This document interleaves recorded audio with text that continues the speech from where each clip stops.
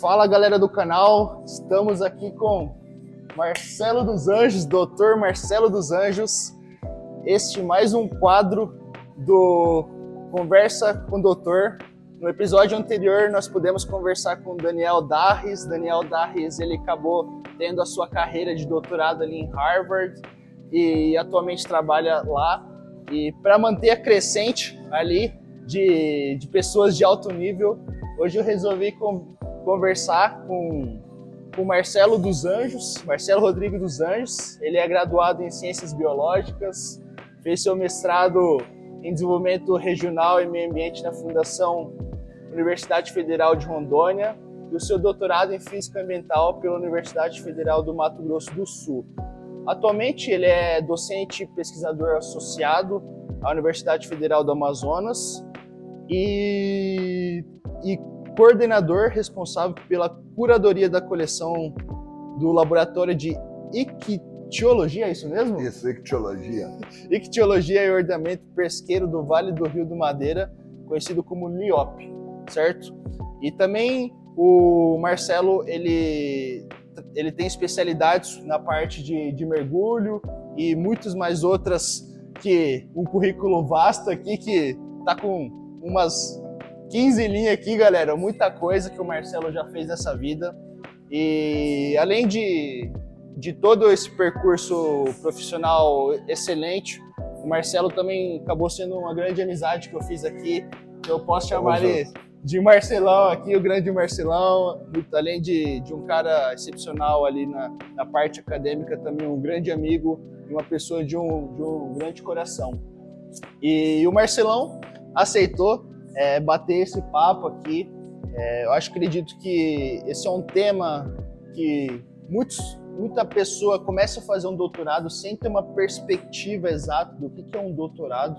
E eu resolvi chamar um grande doutor aqui, uma pessoa que já tem conquistado grandes patamares aqui no setor, na área científica, coordenando grupos, grandes projetos, envolvidos com grandes financiamentos. E é um grande exemplo que pode explicar para nós o que exatamente é um doutorado. Então, para começar aqui com esse bate-papo, Marcelão, é verdade que você começou a fazer direito no Lar São Francisco e resolveu mudar para ciências biológicas? Verdade. A priori, né, a minha família ela tem uma formação jurídica. Né? Meu pai ele é procurador, aposentado, promotor. Isso que me levou à Amazônia, inclusive, ainda quando menino. E a gente acaba sendo influenciado, mesmo que indiretamente, pela formação dos pais. Né?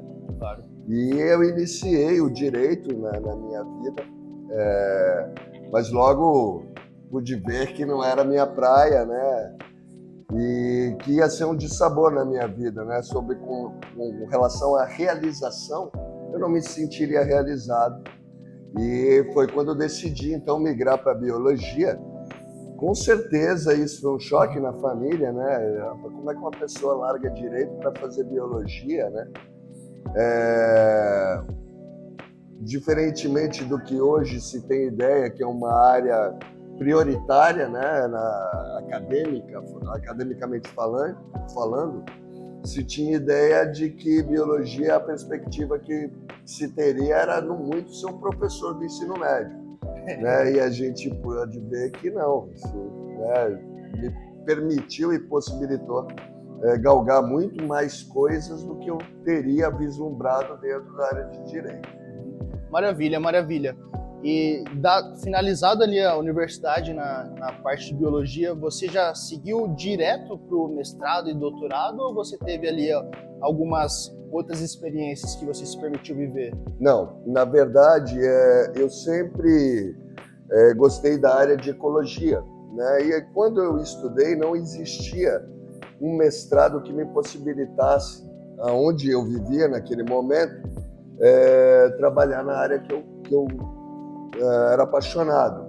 Então eu ainda fiquei um tempo lecionando, né? Como eu fui concursado como professor estadual, né, de ensino médio fundamental, e fiquei um tempo lá até que eu tivesse a oportunidade de entrar no programa de mestrado e aí sim iniciar uma carreira de pesquisa, mas sempre fui apaixonado, né?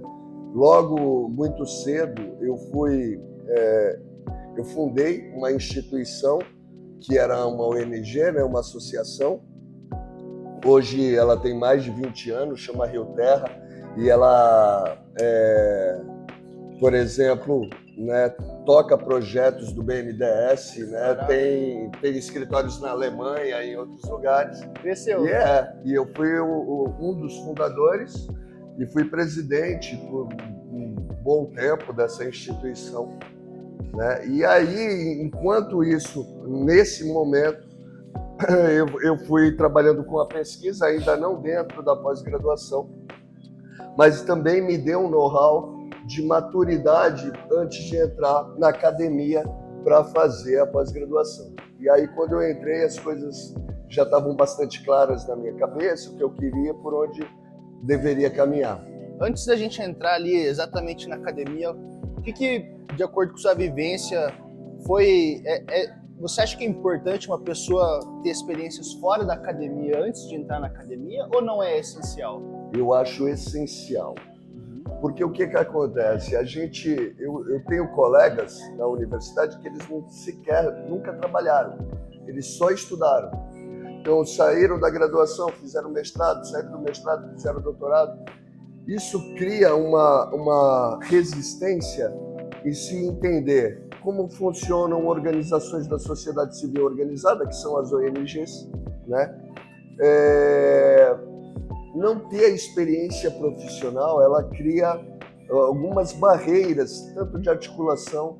Eu acho que a mesclar é a riqueza, né? Você poder ter a possibilidade de agregar o conhecimento acadêmico com as vivências. Eu trabalhei em organizações, né? Em várias organizações, né? Na Canidé, que é uma organização, uma associação de defesa etnoambiental, trabalhei com indígenas, né? Então, essa construção, ela deu um amadurecimento muito grande na gestão de projetos, por exemplo. A academia não te ensina a gerir projetos. Não. Tá certo? E uma grande dificuldade e resistência, a gente vê um número muito grande de professores dentro das universidades do Brasil, em sobremaneira, que estão lá, mas estão exercendo o papel unicamente de professor. E quando a gente sabe que o papel da universidade é o tripé, ensino, pesquisa e extensão. Então, muitas das vezes está sendo realizado só uma das prerrogativas que a universidade exige do profissional. Então, eu acho muito importante que antes de adentrar numa vida acadêmica, a pessoa tenha outras experiências para não ficar, como hoje se diz, né, bitolado, ter só aquele olhar, é só academia. Não, existe um mundo além da academia. Com certeza. Né? E muitos trabalhos são importantíssimos, que também são executados por organizações, associações, né? Grupos de pessoas fora da academia. Eu acho que é importante consorciar. Né? Eu acho que toda unanimidade é burra. Então, a gente pensar só a academia como a solução de tudo não é bem por aí. E, por exemplo, só para fechar um pouco mais dessa parte, antes de entrar exatamente ali no mestrado, a gente emendar nessa parte acadêmica, no comecinho eu abordei um pouco que você tem a parte de mergulho também, né? Então eu me recordo que você comentou que na sua fase de graduação você também realizava esses trabalhos de mergulho. E essas vivências, você acha que impactou no seu trabalho de hoje em dia? Essa história é muito interessante, né? Meu tio, o irmão do meu pai mais jovem, quando eu tinha 7 anos de idade, ele me deu uma máscara. Quando eu coloquei a cara dentro d'água e vi os peixes debaixo d'água, eu achei aquilo fascinante. E eu sempre gostei e tinha uma habilidade natural em trabalhos com mergulho. Então, eu sou um dos primeiros mergulhadores da Amazônia, eu mergulhei em alguns rios da Amazônia, que eu sou o primeiro mergulhador a entrar naquele corpo d'água. E aí o que aconteceu? Eu comecei a profissionalizar e desde 2000 eu sou mergulhador profissional. Então já se vão 25 anos só de mergulho profissional. Quase meia idade, galera. Então o que acontece? E o mergulho me deu a perspectiva. Quando eu entrei na biologia, eu já sabia que queria trabalhar com ecossistemas aquáticos. Entendi. A priori, eu queria fazer biologia marinha. E hoje eu vejo que eu fiz a melhor escolha em não ter feito biologia marinha, sim a biologia como um todo, né, que me possibilitou outros entendimentos. Então, hoje, eu coordeno um laboratório de ictiologia, né, que tem uma das coleções de referência do sudoeste da Amazônia. Então, o mergulho era uma paixão que me possibilitou aplicá-la como ferramenta nas pesquisas em que eu desenvolvo, né? Então foi uma sorte, né? Eu acho que quando eu entrei na biologia, eu já sabia que eu ia trabalhar com ecossistemas aquáticos, muito provavelmente com peixes, por conta dessa minha paixão, que vem muito anterior a qualquer tipo de trabalho ou profissão. E olha que legal aí, galera. Então, o Marcelo, antes de iniciar sua vida acadêmica, ele teve atividades profissionais, atividades envolvendo diversas áreas, e ele soube aproveitar isso lá na frente. Exatamente. Então, olha como que a vida é doida, né? Então, muitas vezes, coisas que a gente vai se permitindo viver, experiências que a gente vai se permitindo embarcar naquilo, acaba muitas vezes se refletindo lá na frente. E a gente nem faz ideia que a gente só se permite viver essas coisas e vai refletindo, né? E agora, dando início a um pouco a essa vida acadêmica, como que foi para ti entrar no mestrado e emendar ali o doutorado, ou não emendou? Como que foi um pouquinho dessa história aí? Bom, eu amo dar aula, antes de mais nada, né? Sou professor. Eu digo que professor não, eu sou mais do que um professor, sou educador. Né? Boa. Então eu amo dar aula e dava aula no ensino médio, mas eu sentia que faltava alguma coisa para me complementar na vida, que era essa parte da pesquisa. Então eu sempre promovia dentro da escola a questão da extensão, de envolver os alunos em algumas ações, que eles pudessem vivenciar a ideia da pesquisa, de colaborar de alguma forma, né? Então eu sempre...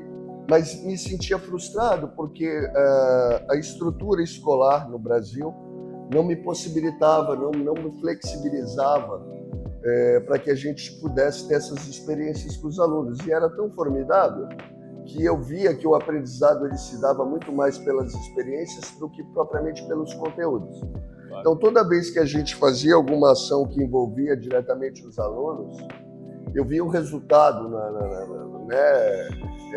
e assim, o quanto eles cobravam para que essas coisas acontecessem mais frequentemente. Mas por conta de limitações, né, da própria escola, da estrutura escolar, né, não que a direção ou não tivesse vontade que isso acontecesse, mas existiam limitações de infraestrutura e recursos, né, humanos e financeiros.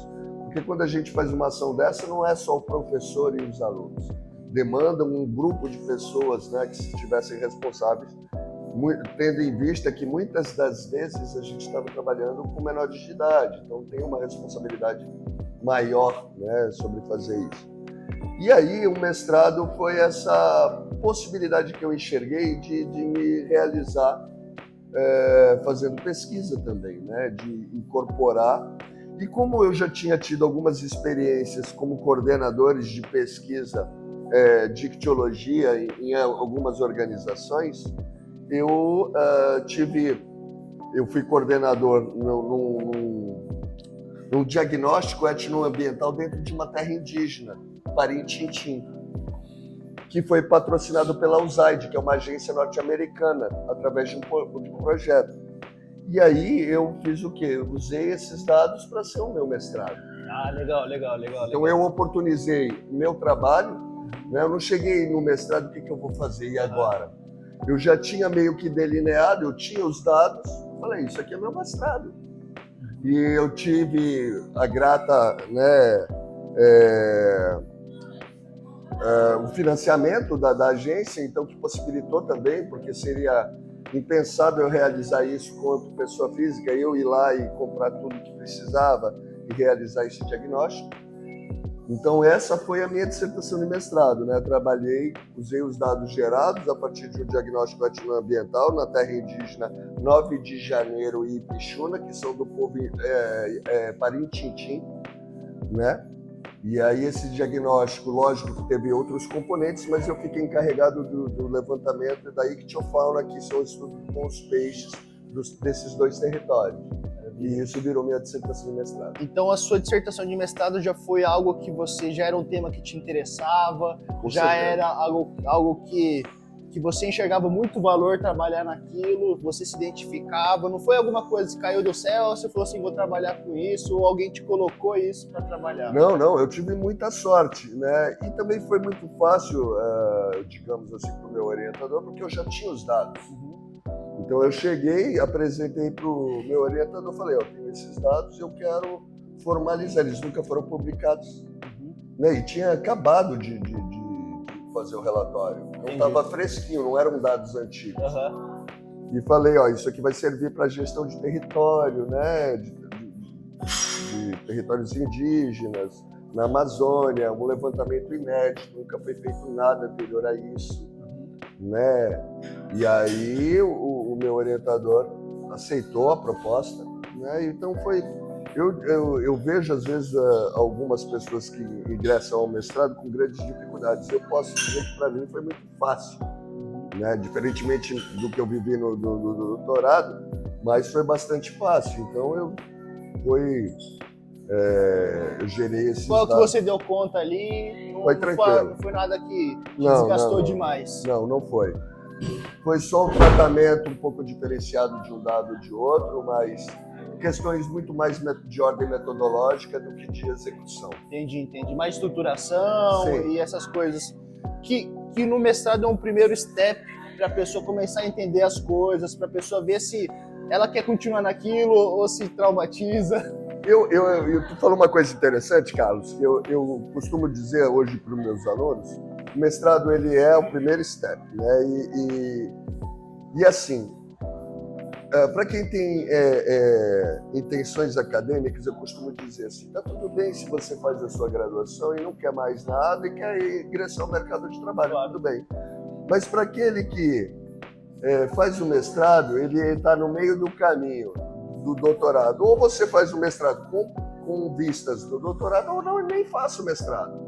Às vezes vale mais a pena se fazer várias pós-graduações, MBAs... Ou entrar no mercado de trabalho, sim, propriamente dito, ter as experiências dentro das empresas. Porque as empresas formam também, exatamente. Né? Porque o mestrado, ele na graduação, a gente não aprende a fazer pesquisa. Não aprende. A graduação, e eu acredito que nos próximos anos isso tenha uma mudança, mas hoje, pelo menos no Brasil, é uma passagem de conteúdo, né? O aluno não aprende a desenvolver pesquisa, mas existem programas de iniciação científica. É uma introdução. Mas eu acho que a introdução à pesquisa mesmo, ela vem no mestrado, né? Então, em alguns casos, e eu tive essa sorte de poder ter feito pesquisa fora da universidade e ver também o olhar de como isso acontece na iniciativa privada e também em organizações da sociedade civil. Então, acho que isso ajuda muito para a gente ter um olhar de como a coisa funciona. E como que foi esse salto de realizar o mestrado para o doutorado?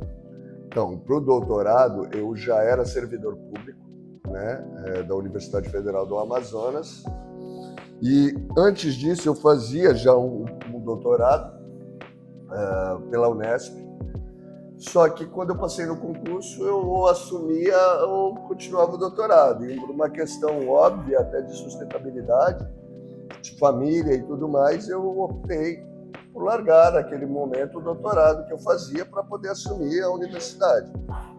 E aí o que acontece? A gente passa um período fazendo estágio probatório, né? Cumprir onde você não pode se formar E apareceu a possibilidade de fazer um doutorado, mas sem direito à licença. Eu teria que trabalhar e fazer o doutorado. Eu falei, Então não foi fácil. agora ou nunca. E aí eu assumi essa loucura, né? Eu não aconselho a ninguém, porque o doutorado ele demanda muito da pessoa, de uma dedicação quando a gente assume o doutorado, a gente tem que lembrar que a vida não para, né? Então você vai continuar tendo problemas, alegrias e tristezas, e isso de alguma forma acaba interferindo, claro, né? Na tua produção, nas tuas responsabilidades, né? Nós não conseguimos. É muito difícil uma pessoa dizer, não, isso aqui é isso aqui e isso é outra coisa, né? A gente não consegue desmembrar isso daí. Então acaba que as influências externas, elas acabam por interagir com o que a gente está desenvolvendo no doutorado. Então a questão da saúde mental, né, é muito importante hoje na questão. A gente hoje é muito discutido, existem 1000 memes, né, nas redes sociais falando sobre o doutorado da depressão, o mestrado da depressão, mas eu acho que é uma questão de administração, né? A gente precisa saber administrar a nossa vida, porque o que demanda um doutorado é muita responsabilidade e organização. Sim. E como que foi o seu doutorado, porque tendo em vista que não foi um programa que você realizou de dedicação exclusiva, né? Então você tinha outras tarefas acadêmicas, outras responsabilidades para se fazer, preparar a aula, que é coisa que dá muito trabalho, administrar, corrigir prova e fazer o doutorado, né?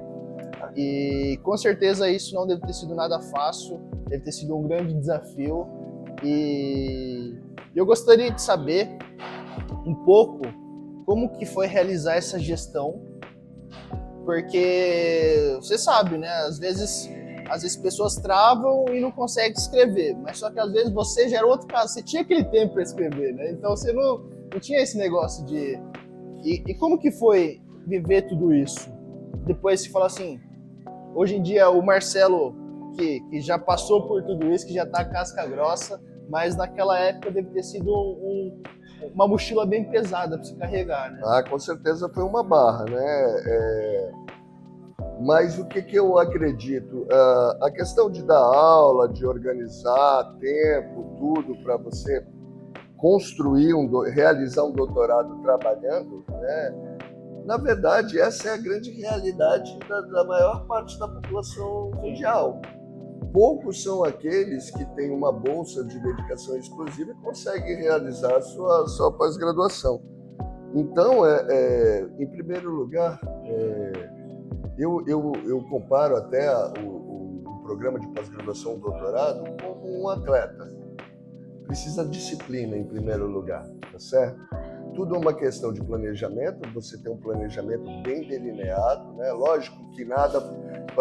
Às vezes a gente planeja, quando o jovem ficar rico, nem sempre isso dá certo, né? Mas ter um planejamento te ajuda a errar menos. Claro. Então, disciplina, organização são fundamentais para isso.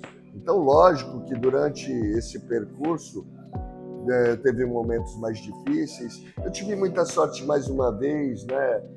Eu fiz um projeto logo quando eu entrei na universidade para o Ministério do Meio Ambiente no Brasil e foi aprovado, que foi o que criou o meu laboratório.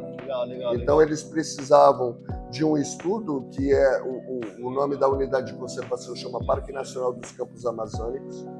E eu fiz esse projeto e fui aprovado. Então eu tive todo o meu doutorado financiado pelo Ministério do Meio Ambiente. Muito bom. Entendeu? Então eu tive todo o suporte do Instituto Chico Mendes de Biodiversidade durante a realização, coleta de dados. Criei um laboratório de portaria federal, né? Então essas questões, saber oportunizar, né? Talvez se eu não tivesse esse suporte, toda essa infraestrutura, a coisa seria um pouco mais difícil. Então, eu vi essa possibilidade, escrevi o projeto, aprovei o projeto e soube consorciar, né, o auxílio que o projeto podia me dar na coleta de informações e de dados. E desde lá eu esse laboratório existe até hoje, né? A gente hoje tem muito mais trabalhos ampliados, mas é isso, a organização, o planejamento, estar atento às oportunidades que vão aparecer ao longo, porque muitas das coisas podem estar facilitadas ou dificultadas, vai depender da tua expertise e da tua capacidade de articulação, né? Então você pode, se você for fazer tudo sozinho, tudo fica muito mais difícil. Se você cria uma rede colaborativa, se você tem bons contatos, você consegue fazer a coisa fluir de maneira mais assertiva, mas não é tão trivial, né? E, às vezes eu costumo dizer que pessoas que têm dificuldade de comunicação ou de relação, elas acabam sofrendo um pouco mais, porque a realização de tudo sobrecai só nela. Então, quando ela consegue ter uma articulação com um grupo de pesquisadores, orientações, né, ajuda, auxílio financeiro, as coisas tendem a fluir de forma melhor. Com certeza. E só para a gente fechar esse ciclo que você falou, uma coisa bem interessante, que não é todo mundo que tem esse privilégio e também, muitas vezes, questões, dependendo do país, de financiamento, que acaba não sendo viável realizar somente um doutorado de forma exclusiva. Muitas vezes as pessoas necessitam ter o seu trabalho convencional e buscam essa especialização por fora. O que você tem para falar para você, para o colega aqui, que atualmente está trabalhando, está fazendo doutorado, está ralando ali? O que você tem para falar para essa pessoa aí? Primeiramente, não se sintam desmotivados, né? Insistir é importante, né? Continuar. Momentos difíceis fazem parte do processo. Uma coisa que eu queria atentar é uma coisa: a pós-graduação não é para todo mundo, e está tudo bem. As pessoas hoje se sentem obrigadas, eu tenho que fazer um doutorado, porque está todo mundo fazendo doutorado. Eu costumo dizer que é um chamado. A pesquisa, a ciência, ela é um chamado. Quando você vai em busca dessas qualificações por conta de dinheiro, para aumentar seu salário, desculpa, você corre um risco muito sério de não ter êxito. Imagina, porque assim, ser pesquisador é quase uma profissão de médico. O médico ele não tem hora para fazer consulta, né, cara? Imagine, por exemplo, nós passamos por um momento de pandemia. Se quem estava na luta para fazer as vacinas chegasse às 18 horas, não, acabou meu expediente, eu não vou mais trabalhar, entendeu? Então, ser pesquisador não é um horário comercial, você é pesquisador. Você vai atender pessoas em horários do seu descanso, em momentos das suas férias, você vai estar em reuniões. Então, não se sinta, primeiramente, obrigado a fazer uma pós-graduação, porque a maioria dos seus amigos ou dos seus colegas estão fazendo. Não é um glamour. Não é. Toda a profissão ela tem a sua importância social. Mas se você sente um chamado de, não, isso é o que eu quero para mim, saiba do ônus e do bônus, né? Você vai deixar de ter momentos de lazer para fazer isso, né? Você vai ter menos horário para dormir, né? Você vai abdicar de estar com a sua família por fazer isso. Então a vida da pesquisa é uma vida também de abdicação. Você deixa de ter muitas coisas para conseguir outras, né? Para contribuir com a sociedade. Exatamente. E a pesquisa ela tem muito do altruísmo, né? Porque às vezes você está deixando de dar para os seus familiares para dar para pessoas que você não conhece. E eu acho que eu tenho uma coisa muito legal. Quando eu era menino, eu tinha um sonho de ser um super-herói. Eu achava legal fazer o bem para os outros. E hoje eu acho que eu realizei esse sonho. Não voando com uma capa, mas... vestido com jaleco, talvez. Mas com aqueles meus projetos que eu vejo comunitários ou pessoas que vivem em lugares longínquos, né, desse mundo, sendo beneficiadas, sendo atendidas, sorrindo, porque me dizendo que o meu projeto ou o que eu faço melhorou a vida delas. Então é isso, a pesquisa é um chamado. E você que está desenvolvendo o doutorado, ou o seu mestrado, ou está iniciando até a graduação, mas com vistas em chegar num lugar mais alto, né? Não se desmotive, as coisas nem sempre vão dar certo, mas cair, levantar e continuar, tá certo? E como diz o momento, né? Nós estamos num momento de Olimpíada, imaginem cada atleta daqueles, quanto tempo. Tem ali atletas que estão há mais de 16, até alguns até 20 anos para chegar na sua primeira Olimpíada. E será que eles pensaram em desistir em algum momento para chegar até ali? E nem quer dizer que estar lá vai lhes dar uma medalha, tá certo? Então não se desmotivem, continuem, porque isso é academia. Isso aí. E com essas palavras altamente motivadoras, Marcelão, queria saber um pouco, de uma maneira resumida, quais foram os seus principais aprendizados e quais foram suas... Pode ser três aprendizados e 3 dificuldades que você observou durante o seu doutorado. Aprendizados? Um ditado, eu acho que um ditado que elucida muito, né? Não há mal que perdure, nem bem que não se acabe. Então, quando as coisas estão boas demais, espera que daqui a pouco a dificuldade vai chegar. Ou quando está muito ruim, não se desespere que a maré vai ficar boa.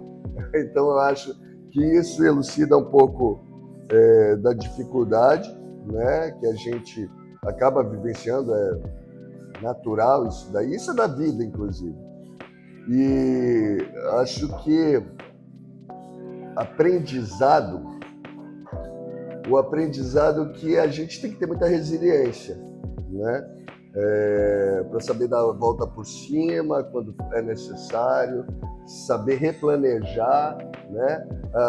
O erro, ele faz parte do processo, né? Às vezes a gente toma decisões e a gente precisa tomar decisões, é o papel do pesquisador tomar decisões. E nem sempre, eu diria que na grande maioria a gente erra, tá?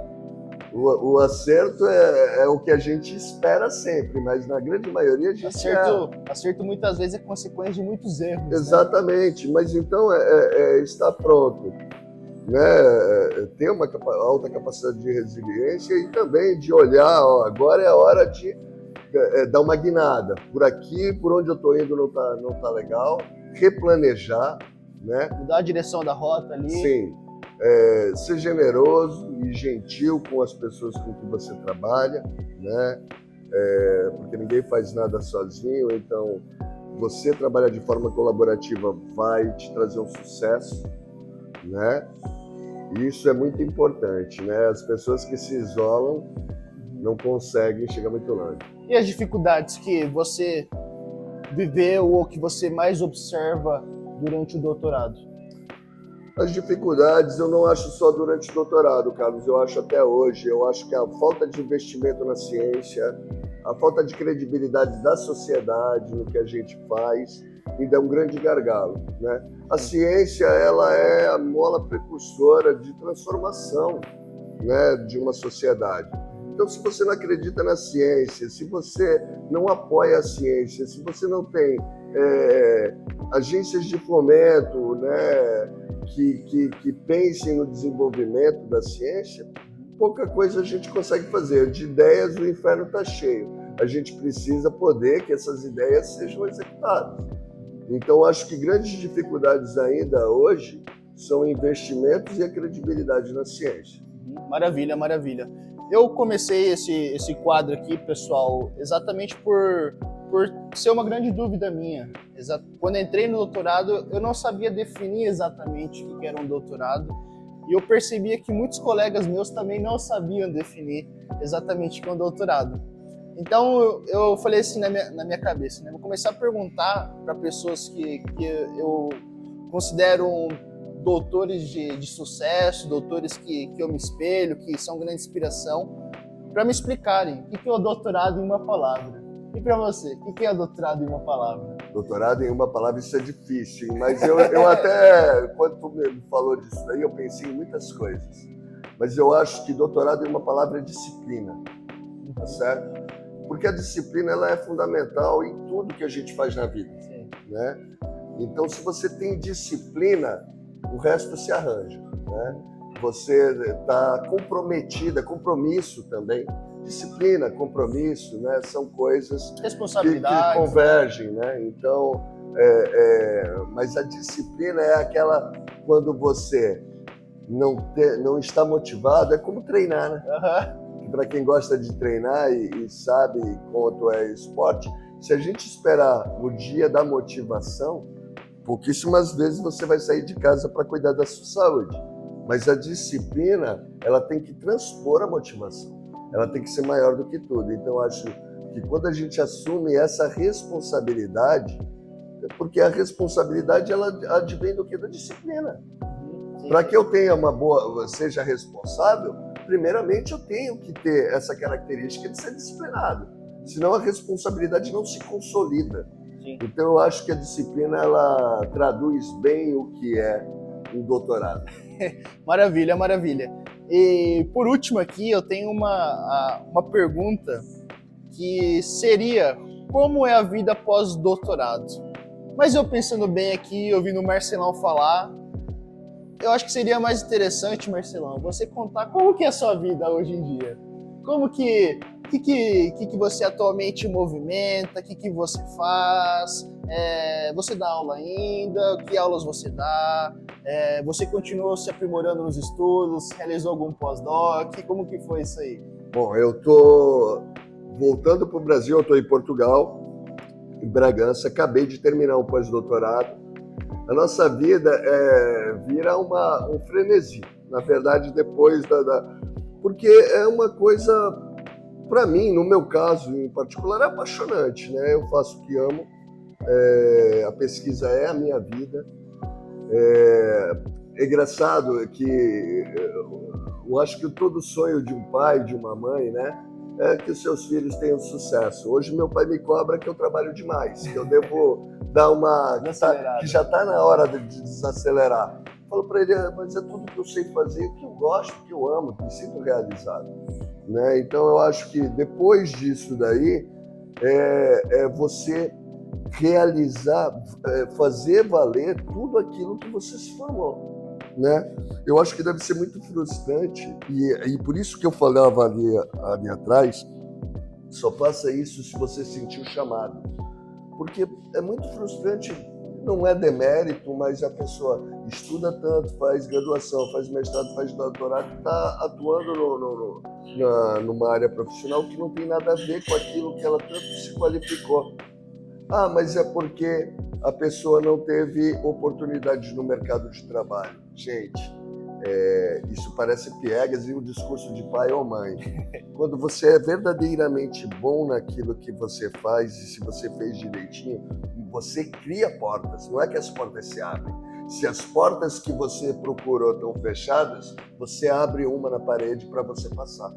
Então, eu sem querer ser agressivo ou parecer ser agressivo aos profissionais que não estão atuando no mercado de trabalho, mas talvez as escolhas feitas no momento das suas pós-graduações não foram as melhores. Ou talvez você não tenha se sentido totalmente realizado ao fazê-las, né? Porque eu cavei buraco para poder encontrar o trabalho que me realizava. Não estava lá aberto, né? Eu criei um laboratório num lugar que não tinha essa expertise. Eu fiz do mergulho, que era uma paixão lá de trás, virar hoje uma das principais ferramentas com o trabalho que eu executo. Então, acho que o importante é você, de verdade, se dedicar a algo que você possa viver disso. Sim, sim. Né? A vida é curta demais para a gente ocupar. Olha, só para você considerando aí, se você fez uma graduação, mestrado, doutorado, que seja mais ou menos direto, aí vai, né, nada, mais de 12 anos. Muito tempo. Para você chegar lá e não utilizar esses 12 anos, então que você fizesse algo que lhe lhe trouxesse alegria. E estava tudo bem. Você não seria menos do que um doutor, do que um mestre, ou seja o que for. Mas é importante que você possa exercer a função para a qual você se qualificou durante tanto tempo. E o Marcelão aqui finalizou seu pós-doutorado aqui em Portugal, né, aqui na cidade de Bragança, no Instituto Politécnico, e está regressando para o Brasil, lá na Amazônia. E comenta um pouco para a galera como que é um pouco do seu dia a dia lá na Amazônia. Bom, eu coordeno 2 grupos de pesquisa, né, ordenamento e monitoramento de bacias hidrográficas e a dinâmica e modelagem e dinâmica de ecossistemas aquáticos e o de limnologia e conservação de ecossistemas aquáticos. Eu tenho um laboratório, né? Rapidinho, Marcelão. Explica pra galera o que significa tudo isso, que parece que você falou chinês aqui. Não, esses são grupos de pesquisa vinculados ao CNPq, tá certo? Que eu sou líder, que tem uma série de pesquisadores que colaboram, né, com projetos, com pesquisas, produção científica. E esse laboratório também que eu coordeno, ele hoje tem 6 projetos que eu coordeno, né, alguns transnacionais e em parceria com o CNPq, agências regionais como a Fundação de Amparo à Pesquisa do Estado do Amazonas, né? E também algumas agências internacionais como a WaterGPI, que é um consórcio de um projeto chamado Forest Fisher, que esse projeto, ele é um consórcio entre Alemanha, Portugal, França, Estados Unidos e Brasil, do qual eu sou um dos coordenadores, né? Existem coordenadores em cada um dos work packages e eu sou um destes. Além de projetos de iniciação científica, de inovação tecnológica, institucionais. Então, basicamente, você coordena esses 2 grupos, dá aula também. Sim. E mais o quê? Porque tem... quando você atinge... O Marcelo foi uma das pessoas que abriu minha cabeça relacionado a isso, porque quando você se torna ali num posicionamento que você começa a angariar projetos, você começa a escrever projetos, buscar fundos para novos projetos, porque os projetos muitas vezes eles têm um prazo para ser iniciado e um prazo para ser finalizado. Então, poxa, se você quer continuar trazendo recurso para a sua estrutura, trazendo novas pessoas, seja recurso de físico ou de pessoas, você necessita de money. Claro, né? Com certeza. E o money vem através dos projetos, sim, correto? Sim. E basicamente não, mas então você coordena os grupos, você dá aula, você também coordena os projetos, faz projetos. Então hoje a vida do Marcelo se envolve nesse contexto e fazendo sustentar todos esses pratos girando. Gerar emprego, né? Porque os bolsistas que trabalham, eles recebem, eles vivem, têm seu sustento através de recursos da agência de fomento. Então, se eu não faço projetos, eu não tenho uma equipe, logo eu também não gero renda, entendeu? Então, é uma forma também de você gerar renda, né? Você está qualificando pessoas, enquanto essas pessoas teriam que estar trabalhando em outros lugares para sua sustentabilidade, elas estão se qualificando e recebendo para isso. Então, isso é formidável. E também contribuindo com a sociedade com ciência certeza. Também, né? Com certeza. Maravilha, maravilha. E para finalizar para a galera, que a gente teve uma passada pelo todo o percurso do Marcelo, ele explicou um pouco sobre o doutorado e como foi as dificuldades, como que é hoje em dia a sua realidade. O que te motiva hoje em dia, Marcelão? O que te alimenta a continuar nessa garra, a querer continuar desenvolvendo projetos, contribuindo com a sociedade? Carlos, eu fico muito feliz, eu até já falei isso anteriormente, mas eu fico muito feliz e realizado em ver a mudança, a transformação da vida das pessoas. Sejam dos acadêmicos que estão dentro da universidade e ver sua vida mudada através dos projetos, né? Poxa, eu tenho bolsistas que estão comigo desde graduação. Hoje eles são pesquisadores, colegas de trabalho. Então eles foram me orientando em iniciação científica, em TCC, em mestrado e agora em doutorado. Então isso é muito gratificante. E aí você vê essas pessoas muitas vezes representando você em reuniões importantes e o seu discurso está na boca daquelas pessoas. Então você vê assim, pô, parece que eu não dei nada para essa pessoa decorar. A vivência dela próximo de mim fez com que ela incorporasse as coisas que eu acredito. E não porque eu as obriguei, porque elas acreditam de verdade no meu discurso. Então isso é legal a gente ver. E hoje eu vejo, não é só mais o Marcelo fazendo isso. Né? Descentralizar é muito importante. Então eu falo assim, uma coisa, eu não quero tornar grandes pesquisadores, sabe, aquela pessoa que sabe fazer aquilo. Eu quero criar verdadeiros tomadores de decisão. Isso faz a diferença. Claro. Às vezes eu chega um aluno meu, eu queria fazer tal curso, eu queria aprender isso, eu queria aprender aquilo. Meu amigo, aprenda a articular. Né? Porque se tem alguma coisa que você não sabe fazer, você contrata o melhor do mundo para que ele faça aquilo que você quer. Claro. Entendeu? Então, eu acho que está na hora da gente parar de só pensar em formar bons executores, mas criar bons tomadores de decisão. Hoje, uma coisa importante, eu ocupo a coordenação do GTC, que é o Grupo Técnico Científico ligado ao Ministério da Pesca.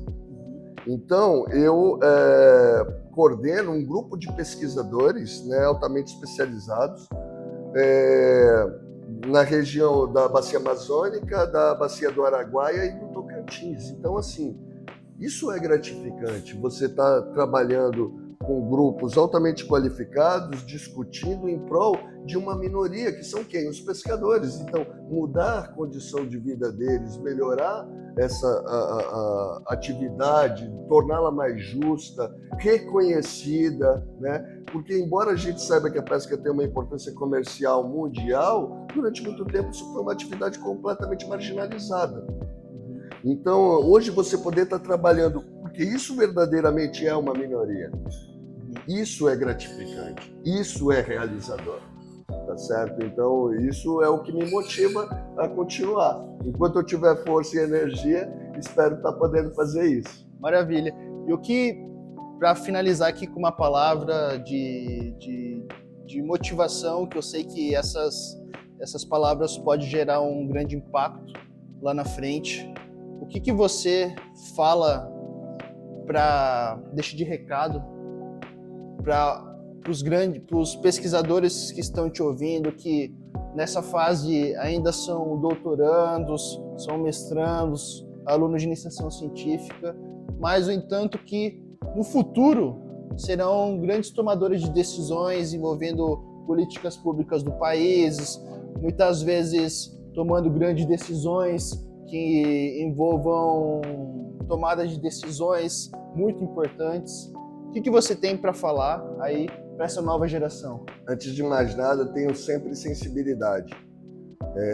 Um grande problema hoje na academia, na ciência, é porque o pesquisador ele faz a pesquisa de forma unilateral. Ele vai lá, eu tenho esse projeto porque eu acho que esse projeto é importante, eu vou fazer esse projeto para você. Mas você nunca dialogou com aquela pessoa para saber se aquilo é uma demanda dela. Então, eu acho que a gente tem que ouvir mais a sociedade, ter essa sensibilidade, para que a gente não perca tempo construindo ideias mirabolantes para atender vaidade pessoal. Tem muito pesquisador que está fazendo projetos que é muito mais para atender, eu sou expert nisso, mas será que a sociedade tem uma demanda real sobre aquilo? Tem, por quê? Porque você acha que tem ou porque existem indicadores que apontam isso? Então, eu acho que ter sensibilidade, em primeiro lugar, é fundamental. A gente precisa visualizar, né, e ter uma interlocução com o nosso sujeito beneficiário. Estou fazendo projeto para quem? Para pescador? Para agricultor familiar? Para a indústria? Para quem? Eu dialoguei com esses setores. Quais são as justificativas? Eu acho por quê? Né? E também não vender a alma para o diabo, né? No sentido de atender expectativas ou delineamentos de minorias. Infelizmente, as minorias têm muita força econômica e acabam pressionando esses profissionais sobremaneira, aqueles que estão saindo para o mercado de trabalho recentemente, para atuar em prol destes. As grandes corporações, o que elas estão fazendo? Pegando recém-doutores e falando, ei, vem aqui, as pessoas são boas, são bons profissionais, eu preciso que você ampare minha corporação, minha empresa, e você vai trabalhar para mim. Então, ter ética, né? Dinheiro é bom, todo mundo gosta e é necessário, né? Mas a gente precisa ter um limite entre o que fazer e o que não fazer, né? Então, sensibilidade, sempre trabalhar com ética, saber dizer não faz parte do processo, né? E não fiquem na dúvida quando precisar dizer não. Digam e realizem aquilo que vocês de fato julgam ser o melhor para benefício do coletivo e não individual. Maravilha, Marcelão. Então, gostaria de te agradecer Prazer. Por esse bate-papo, por disponibilizar esse seu tempo aí e ajudar a alimentar um pouco sobre esse tipo de conteúdo na internet. E também gostaria de agradecer aqui o local também. Nós tivemos a oportunidade de realizar essa conversa aqui no Biblioteca Café, localizado aqui em Bragança, um local extremamente confortável para você vir aqui com seus amigos, com sua família ou com seu computador, trabalhar um pouquinho ou comer uma tosta maravilhosa. E eu particularmente gosto muito daqui, faz muito tempo, então eu gostaria de agradecer aqui o colega, se puder vir aqui, por favor. Você poderia... Tudo bem? Muito obrigado pela oportunidade de disponibilizar. Se puder comentar com o pessoal aqui, só onde fica localizado aqui o Biblioteca Café. A Biblioteca Café fica situado na Avenida Sá Carneiro, em Bragança, no número 302. Portanto, quando quiserem aparecer, são todos bem-vindos, tá? Maravilha, maravilha. Muito obrigado. Então, pessoal, deixa o like, compartilhe com os amigos e muito obrigado pelo seu tempo e é isso aí. Fica até o próximo vídeo. Grande abraço. Valeu, gente. Tá legal.